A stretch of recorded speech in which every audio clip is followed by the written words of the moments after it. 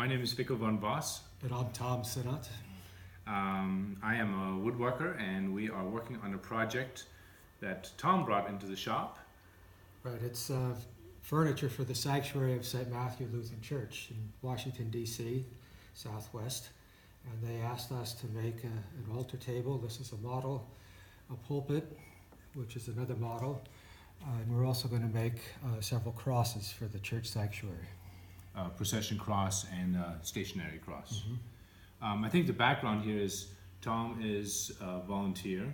He comes once a week, and Tom is also a pastor. Mm-hmm. So this is very helpful, obviously, because Tom understands the lingo of the church and understands the concept of the church. So when we're designing these pieces, I'm bouncing a lot of ideas off of Tom and saying, what are the proportions, what is standard in the church. So we worked extensively for about 2.5 months on these models, and we presented them to the client, another pastor who is a friend of Tom's. And so we are currently working on the pulpit, which is actually one of my favorite pieces. I have to say, talking about the pulpit, one of the things that was developed while we were on a different project was that we, instead of doing an inlay with glass, which was the original idea, we are now forming and casting in resin and pouring acrylic in here.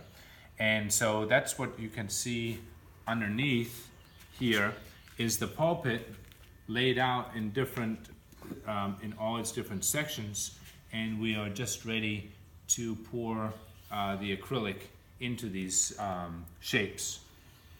If you look closely, you can see we took an entire tree and we separated each one of the slabs and book matched everything.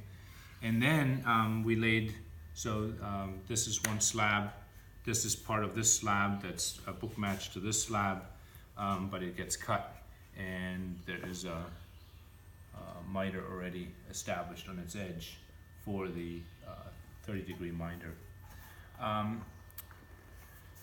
These edges were shaped. I like to use the term play God, that if there was a lot of sapwood, we got rid of it, but we still shaped it and made it look as if it was a natural edge on the tree.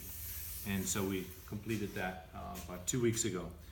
Now we're getting ready to pour the acrylic, but we have come to a very complicated spot in the design. You want to pick it up? Okay. So just imagine all this laid out here, and now we have to put it together into this shape, which is sort of reminiscent of a honeycomb. So all these pieces have to fit together, and we want these tenons to give a visual line across the pulpit so that people can see where the desk part of it is from the front. So they're going to be tenons that go through this side. So all of this has to be fit together in a certain sequence so that the resin's poured, everything fits together just perfectly. And that's going to be very challenging because of all the complex angles and miters here. And one other important aspect, the reason why we're going to this complex process is the detail that the maple forms in contrast to the walnut. It actually forms another section of a cross.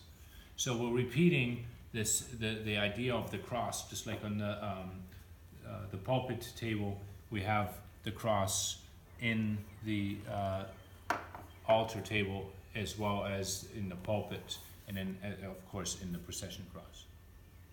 So in Christian worship, there are 3 important places in the church sanctuary. The first place is the baptism font, which is going to be glass, and another fabricator is going to make that. The second place is the pulpit, where God's word is read and proclaimed and interpreted. And the third place is the communion table, where the sacrament of Holy Communion is celebrated. So these are the pieces that we're trying to make some kind of a nice statement with all of them.